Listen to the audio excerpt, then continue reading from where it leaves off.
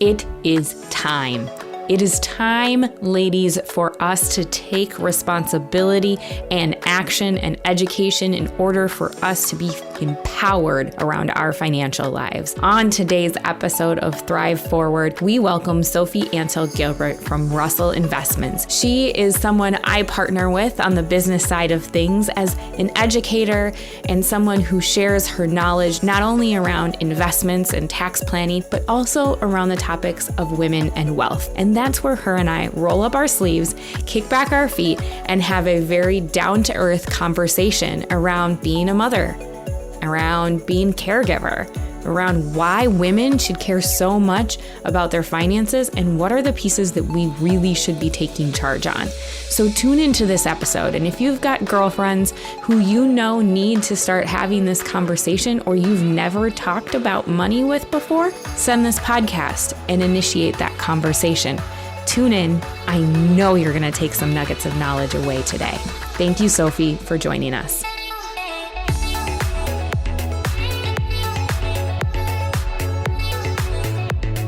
Absolutely, Shannon. I'm thrilled to be here. I have honestly been looking forward to this for like the past month since you and I first spoke about having the opportunity to chat. So thanks a lot. I'm glad today is finally here.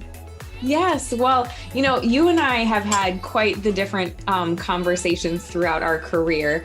And I would love to hear how you've kind of share with the audience how you got to the space that you're in and why you're so passionate about providing education, not only to advisors like myself, but also to our end users and ultimately those that are listening to the podcast today.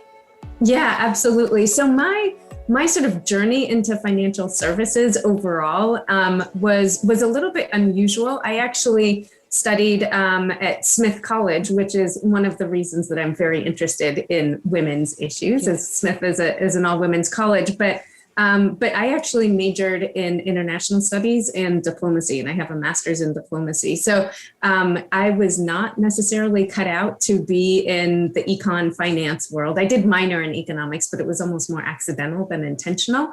But when I finished those college, ones you take enough classes that you're like, oh, wait, I can get this minor. Yeah, I might as well, right? Okay, check that box, done, move on. And then it'll look like I had an interest in business. Well, that ended up proving to be useful because I did end up going into finance initially through a sort of management training program that an asset management firm based out in California offers. So 2 years of kind of getting to know the industry on the job. And that was really, really phenomenal sort of groundwork for staying in the industry for over 20 years now.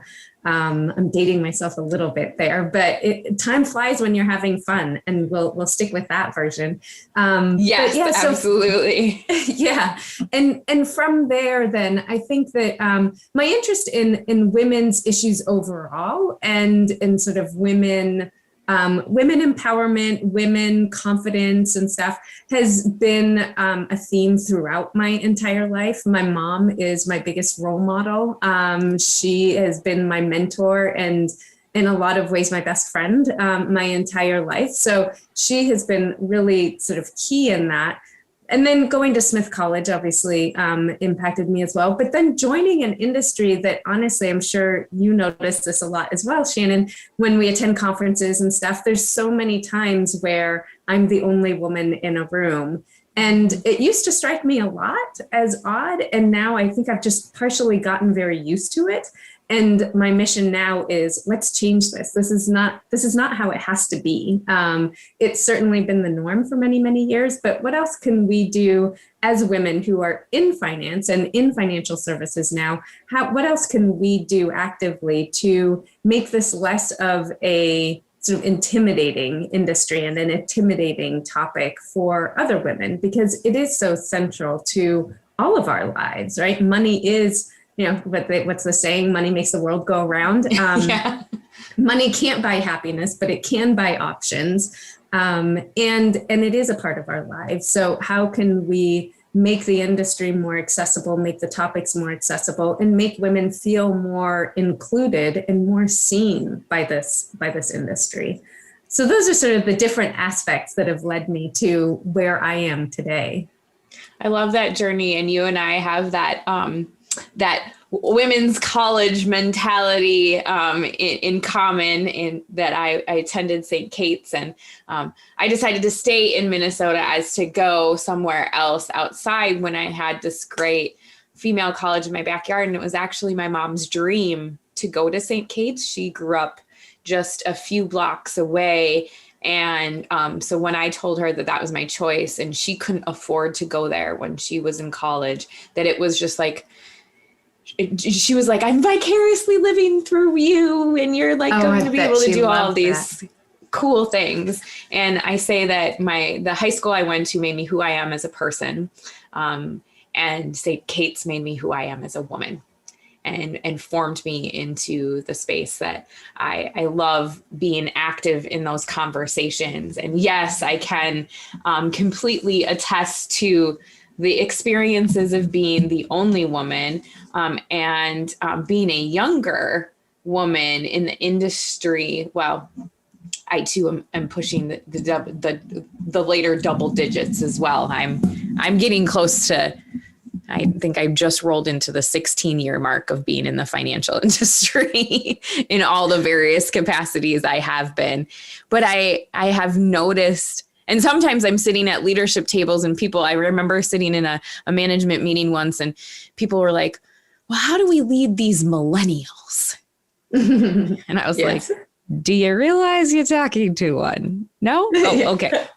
It was almost like people didn't even realize that there were, that I was one in the room to be able to help guide some of the insight around things. And it's been an interesting opportunity to continue to have these conversations as we go forward, but also not only being an advocate within the industry, but how do we get more women, period, to be having these conversations as I would say, economic landscape changes, as the employment landscape changes. We have seen numbers from college to career change, right? There are so many more women entering into college, which then entering into the workforce. We've seen more women who are making higher wages, who are potentially the financial concierge of their home, yet still not feeling confident in that space. So I'd love to hear some of your knowledge around how do we get women to that empowerment phase? How do we get past that money's taboo? I don't know how to talk about it. I'm afraid of it. These feelings might prohibit me from actually taking the next steps that I know I should be, but I just don't know how. Yeah, no, absolutely, Shannon. And I think a lot of the sort of different frameworks there that you suggested are very true and are ones that I've observed as well. In terms of, if we look at demographics are changing, right? Demographics are attesting to the fact that women are becoming more educated, and in a lot of cases more educated than men. There are more women earning PhDs than there are men earning PhDs nowadays. And if you look at how much women are earning, yes, we're still earning less on the dollar than the typical equivalent male in a job for many professions. And yet women are really entering and are part of most professions nowadays. Before we hit the record button, Shannon, we were talking about our kids and how they're adjusting to daylight savings. I have 3 little boys. So as I'm out talking about these women's issues, I often think about it also in the context of my boys and the men that they will one day become. My boys at the moment are not yet men. They are still deep into Legos. And one of my 5-year-old recently, sort of clamored for a Lego fire truck, those red, shiny fire trucks that you can get from Lego. And lo and behold, it arrived. And he was really excited about the truck. And I was really excited when I saw the figurines, the little Lego people that came with the truck. One of them was a female firefighter. Now, that was really impressive to me, where I thought, wow, okay, so now here we are. We've arrived at a day and an age where even something as traditional as Lego that, hasn't really understood a lot of other sort of diversity issues yet. That's also a work in progress. But here we are and have a female firefighter as part of this Lego fire truck set. I thought that was really great. of course, luckily my 5-year-old isn't old enough to realize that the way that I noticed that she was a woman was that she had mascara on. So take a step back. I'm not sure that, female firefighters might be prioritizing putting on mascara, but the point was there was a woman in this set. And I thought that was really great to have kids nowadays playing with toys that are, both genders, and both genders sort of fully participating in this, fictitious professional world, because it is reflecting the real professional world as well. So women really are working more in a lot of different industries in the world, and, sort of in our country, especially. I think, in terms of the earnings potential, that obviously increases earnings potential for women. And you look today, more than a third of women are out earning their husbands.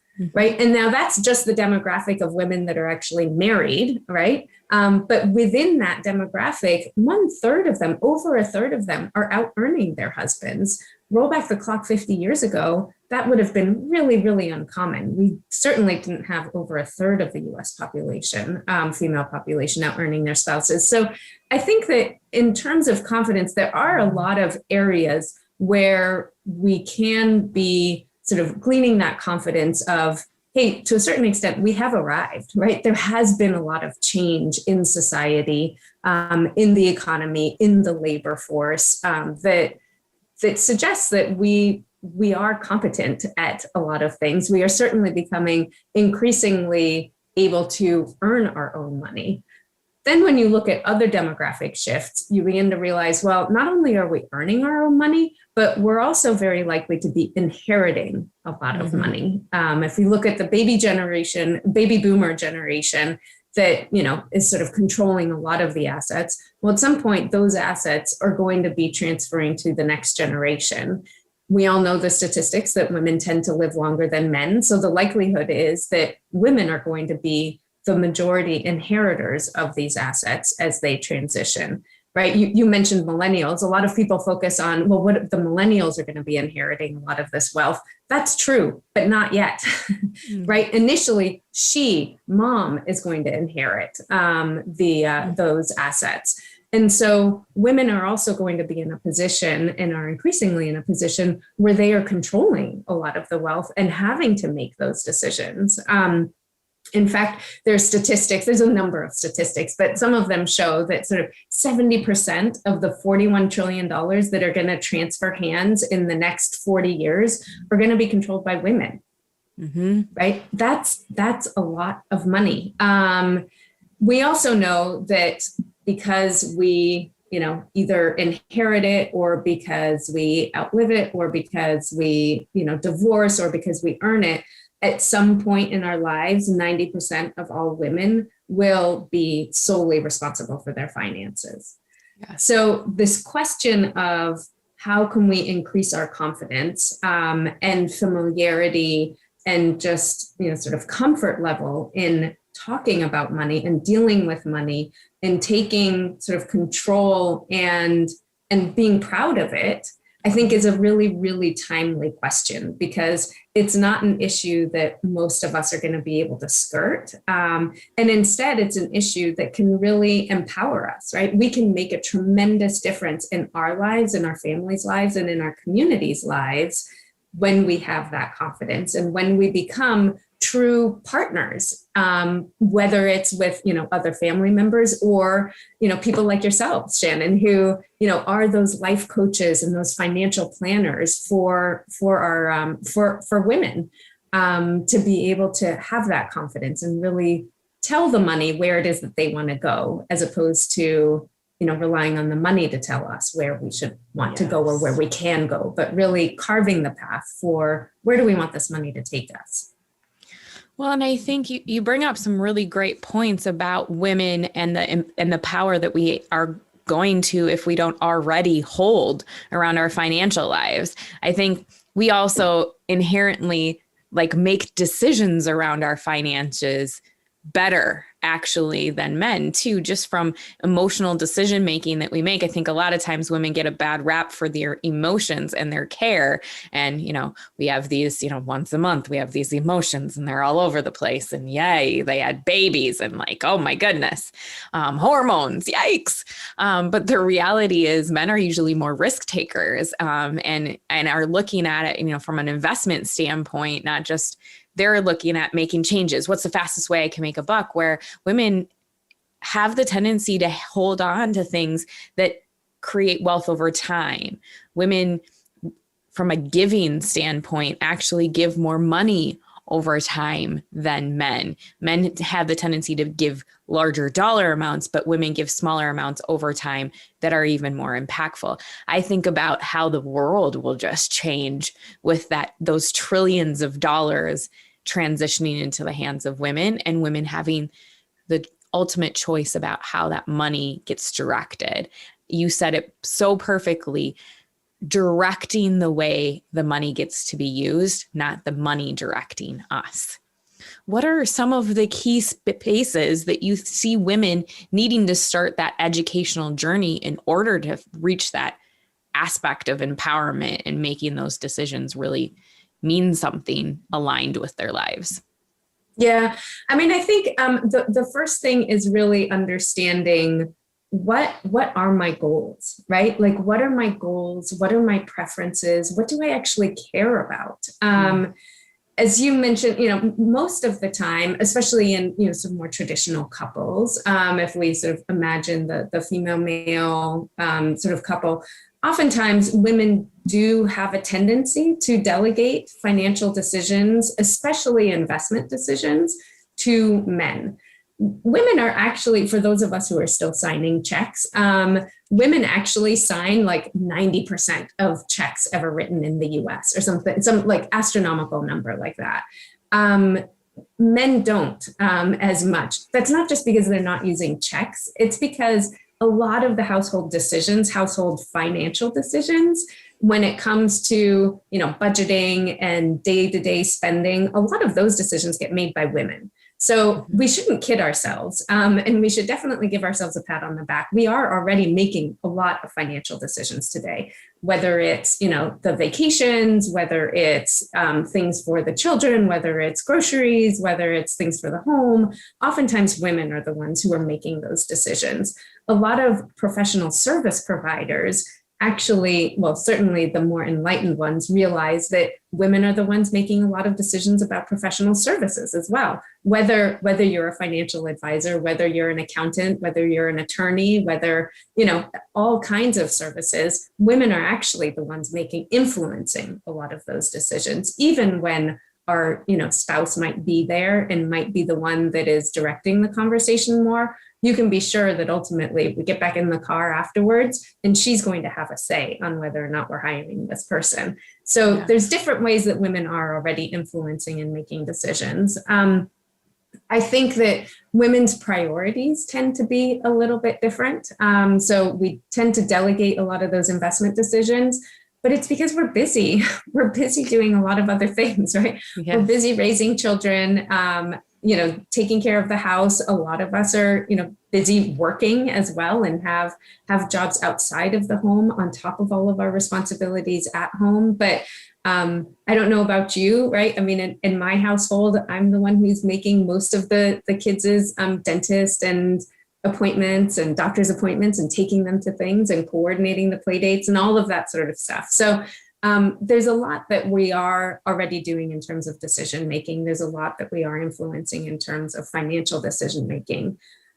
I think where we're falling short and where we're not necessarily giving ourselves the whole space that we can and should be taking is thinking about, what are my goals, right? We don't, as women, often have the time that it takes to just stop and breathe and think and really delve inside to figure out, I do all this stuff for other people, right? I prioritize family relationships. I prioritize giving back to the community. I prioritize doing a good job at my job. But when do I actually get to figure out what do I want and what matters to me? Yeah. And I might not be able to achieve all of that right away, right? I know that you recently had somebody on your podcast, Shannon. I loved the episode about doing goal setting for 2021. And I was so relieved to hear somebody say, just pick two, right? Right. Don't try to do all the goals. Just pick a couple of goals and go from there. I think that's really important. And for us in this realm of investing, it's equally important, right? You don't need to figure out all your goals, but figure out what are your top goals. And then let's work from there and prioritize which ones can we accomplish right now? Which ones are we working towards in a medium term? And which ones are long-term goals that we don't want to lose sight of, that we can be building towards, that we don't need to have accomplished in 3 months, 6 months, 12 months. So I think the first thing is really knowing what are my goals and what am I working towards. Then from there, if we're talking about, I want to steer the money instead of the money steering me, I've got to start by knowing what money do I have, right? Like where is it?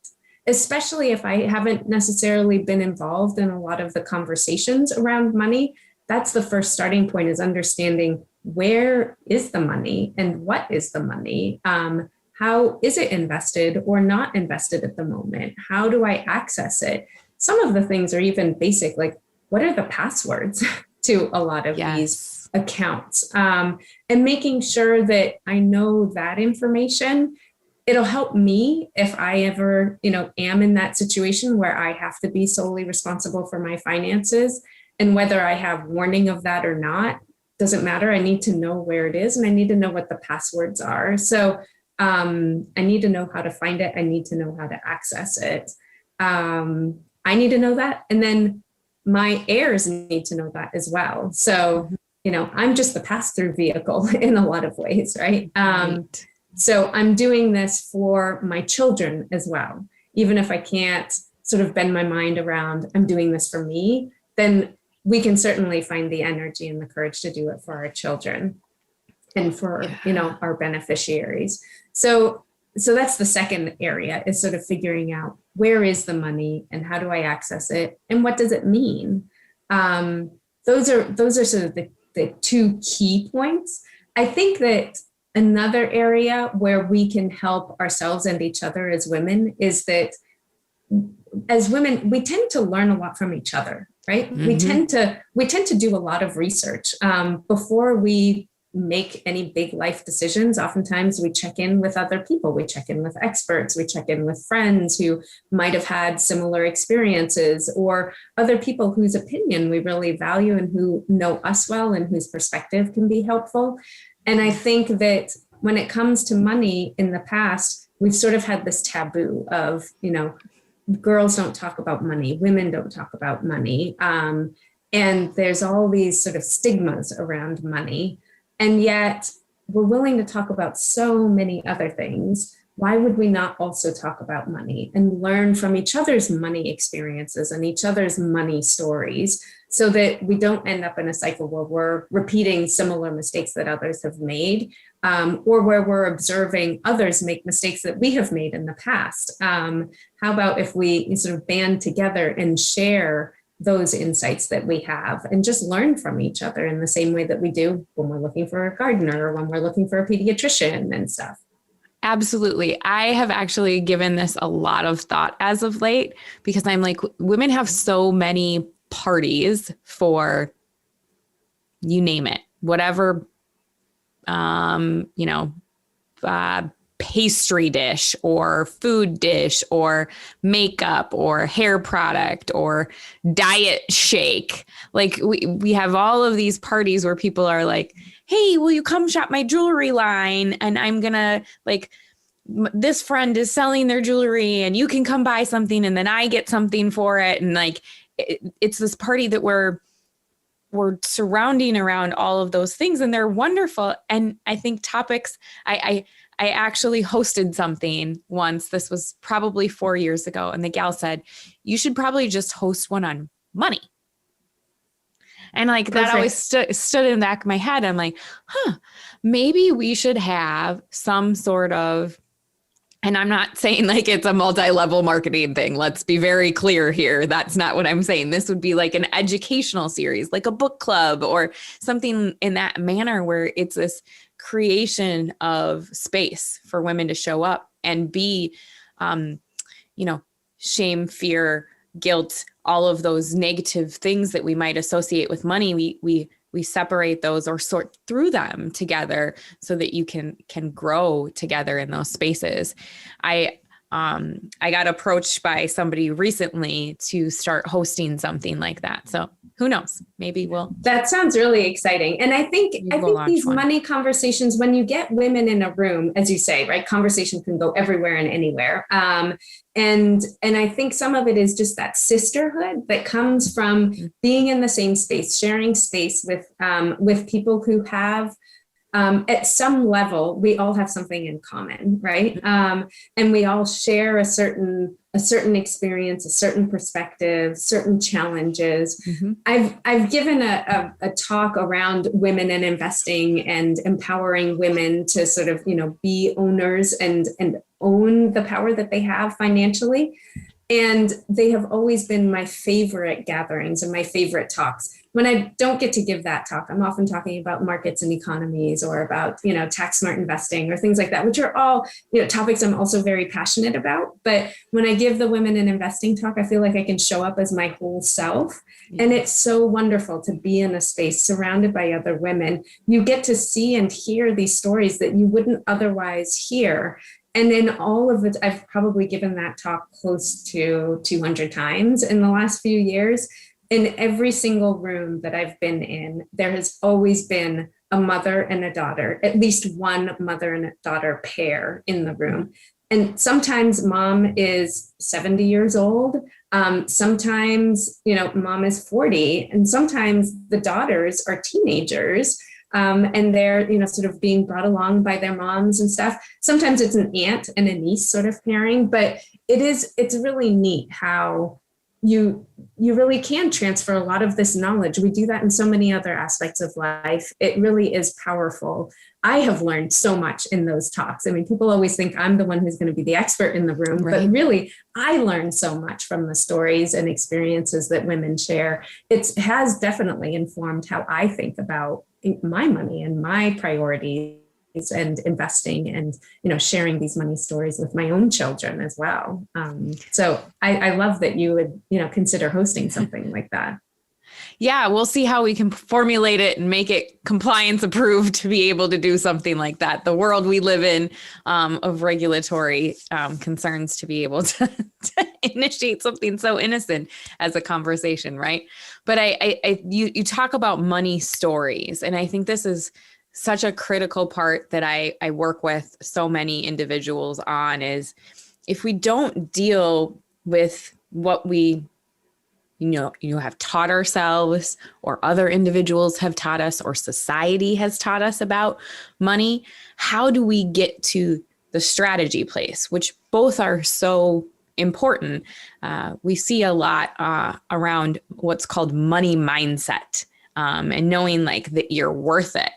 I think that worth it statement comes from being told maybe we've had other roles. You've talked about the spending part of things and how women control the spending, but delegate the investing and being, a busy mom. Like we're all busy right now, whether we're running a household or the household is running us, which it feels like sometimes. Adding one more thing to that plate feels heavy. And you mentioned, like, I don't know about you, Shannon, I organize all of these things. And that's where I start to challenge women. I don't think that you should delegate the money part of it. I think you should delegate the carpool. I think you should delegate who does the grocery shopping. Because at the end of the day, those things can get screwed up and it's not going to have a big impact.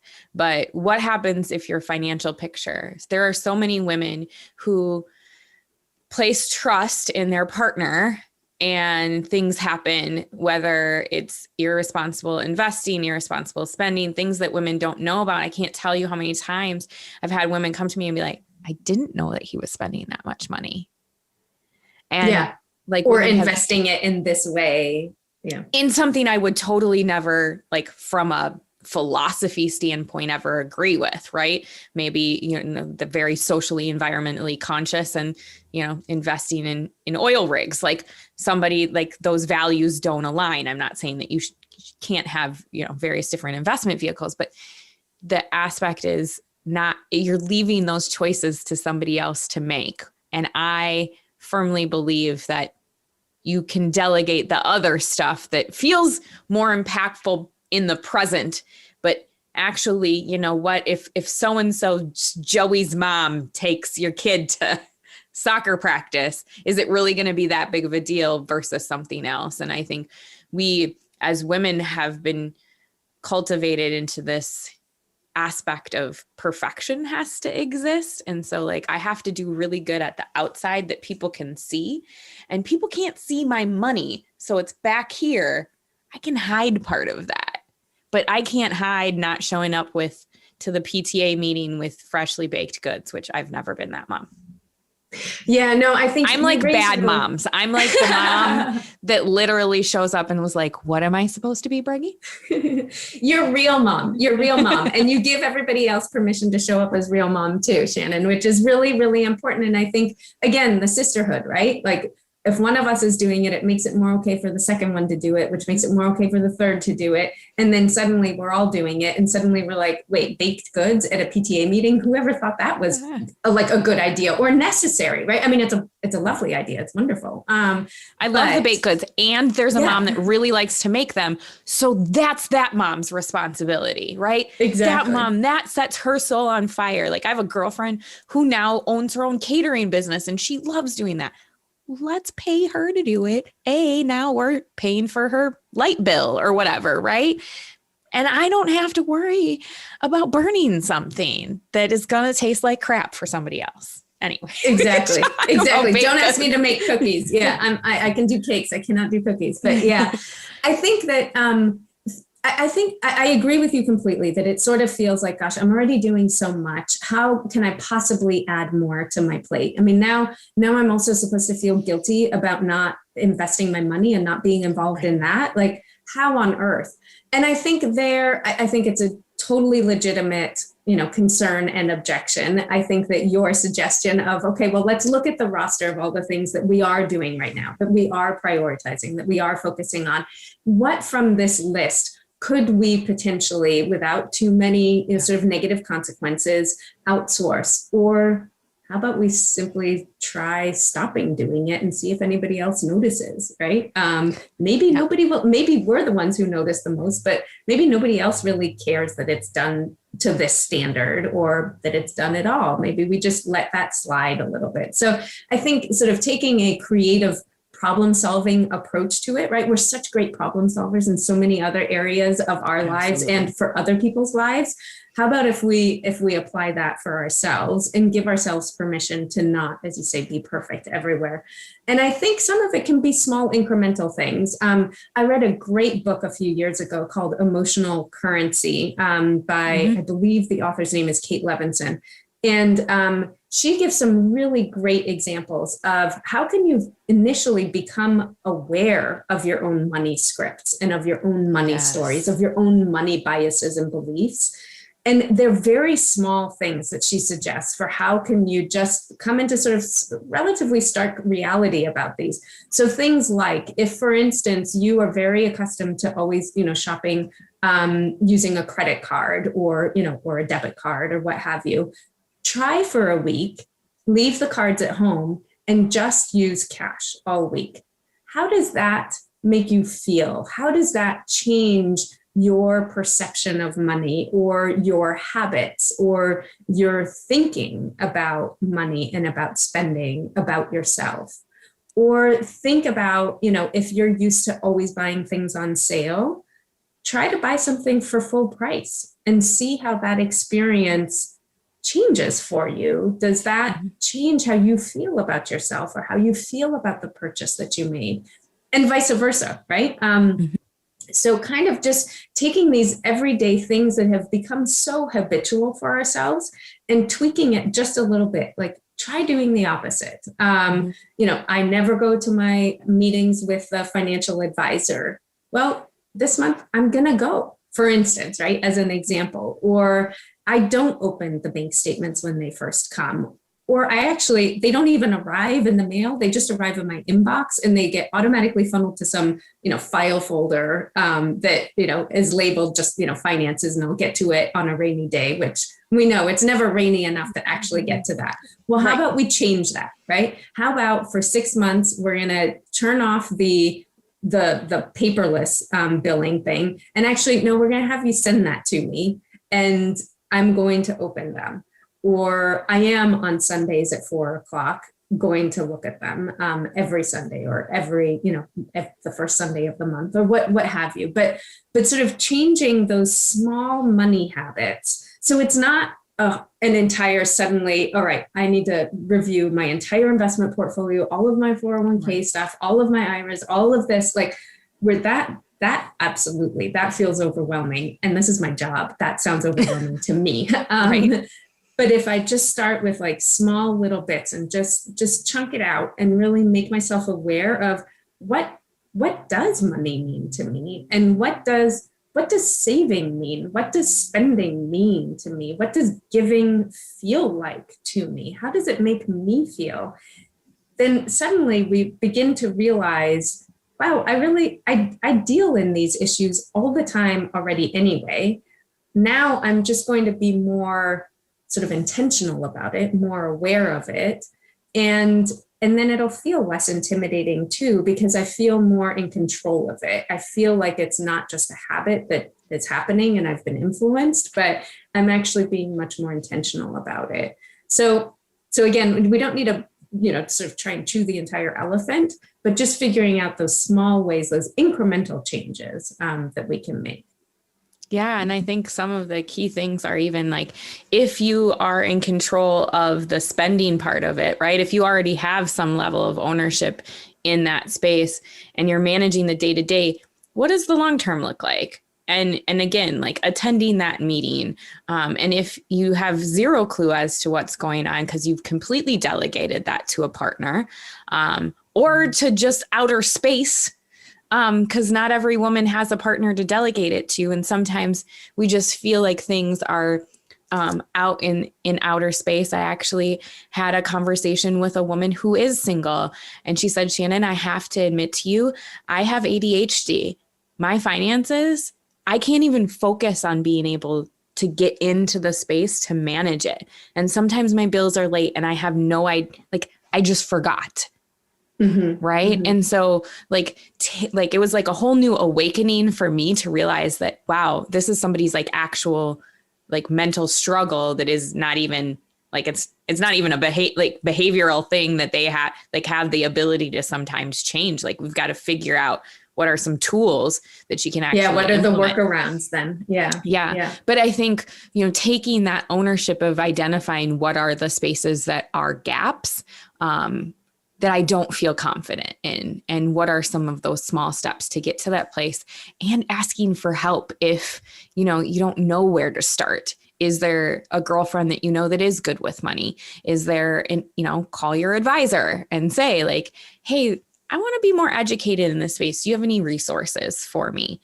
And I completely agree. And I think that actually right now is a great time to begin to engage in this. Like if we've had any inkling that we might have an interest in this, or that we might feel guilty that we haven't yet, now is a really perfect time to do it, right? If we think about the last 12 months have looked nothing like what anybody ever could have predicted.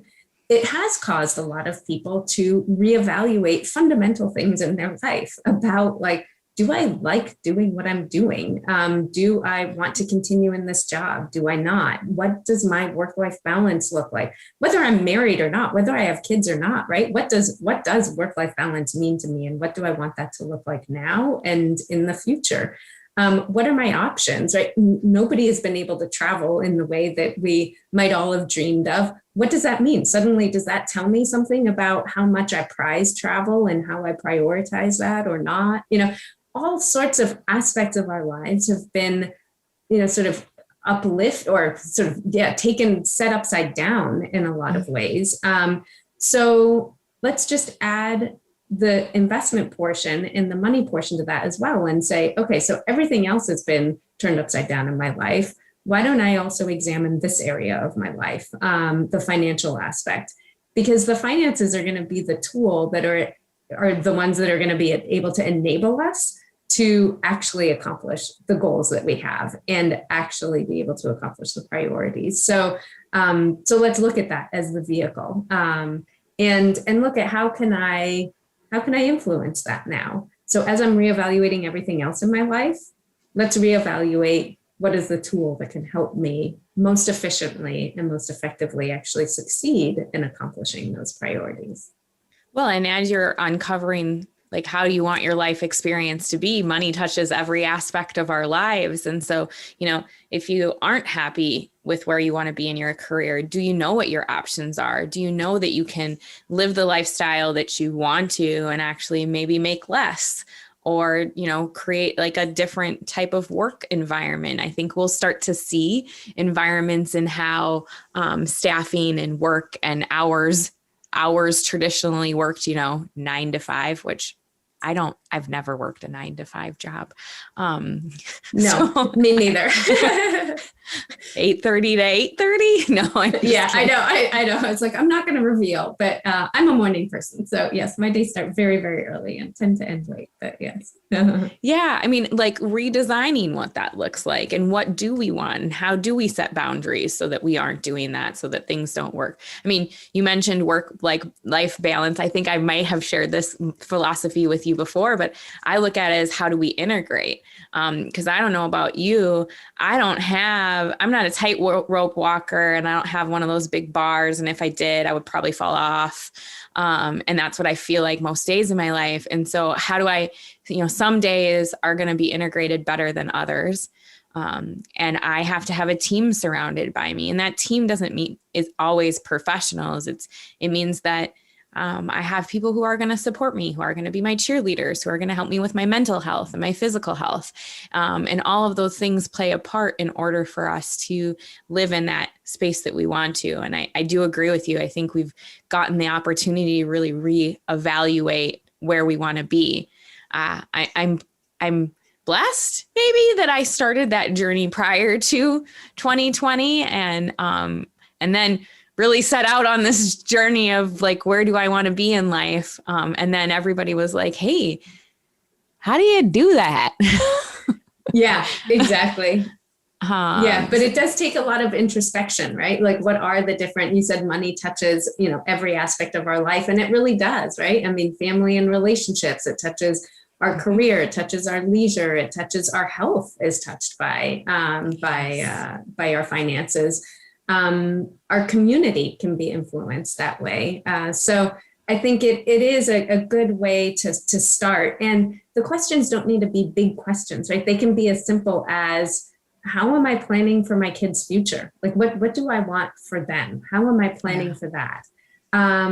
What am I most afraid of?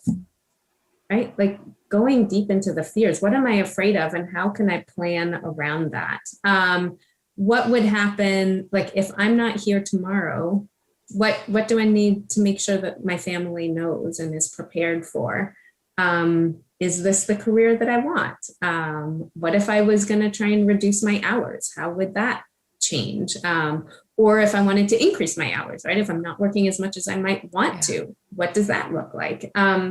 So I think that there's different aspects and things there that are actually plain English. Right? If we come back to where we were at the beginning of this conversation, which is, a lot of people feel very intimidated when they're talking about finance because you read things on websites and in brochures and it's all very full of jargon and there's complex words and sometimes there's math involved and it just does not feel like my normal everyday life, which it isn't, but it doesn't need to be complicated because our priorities, our goals, our circumstances, our preferences, our families, our relationships, our community, that's real life. And our money is real life too.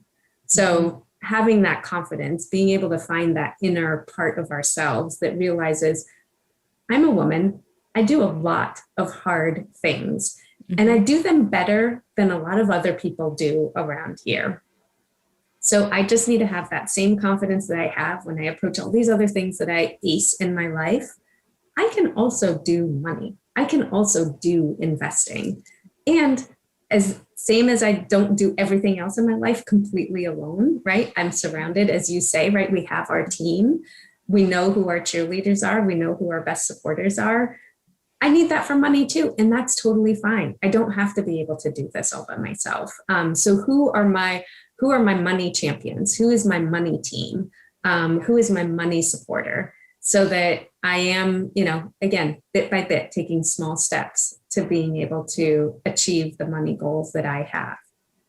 I can't think of a better way to conclude this than what you just talked about, Sophie, because I think that those are great steps for individuals and women to think about as they move forward in their journey with money. Is there any last little tidbit of knowledge that you would like to leave our audience with today around, as I talk about it as a wealth care? So money touches every aspect of our lives. How are we showing that wealth care in our lives? I love that term. I hadn't heard that before. That's a really, really beautiful term. And one that definitely, deserves space in our lives.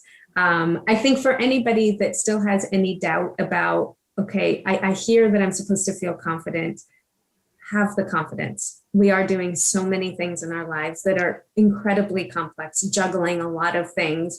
And whether we're tightrope walkers or not, we are at a certain level, we are doing a lot of that juggling. Research shows that women actually have really, really great intuition about money and about investing. I think a lot of those things that you mentioned initially, Shannon, about, we tend to think longer term, and we tend to, be able to have a longer term focus, and, have a goal and plan towards the goal. Again, all things that we do outside of the financial realm in other aspects of our lives.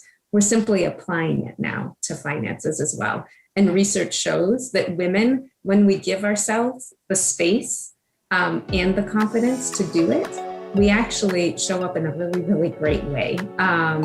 We don't want to be putting down men, because that's not the point of this. This isn't a male-female thing, but we are actually really good at managing money. We just have to give ourselves the space and the time to do it, and to find yet another part of our lives where we can succeed and we can take ownership and control and be a voice that needs to be heard. Well, I think that that's wonderful. Sophie, thank you so much for your wisdom that you shared with us today. We might have to do this again. This was fun. I enjoyed our time together. Hopefully when we can do things in person again, we'll get you out to Minneapolis and we can do a live event together, because I know that we've talked about doing that. And then I shifted into forethought, and then COVID happened, and now we'll keep that on the table for an opportunity together. I would love it. Thank you so much, Shannon.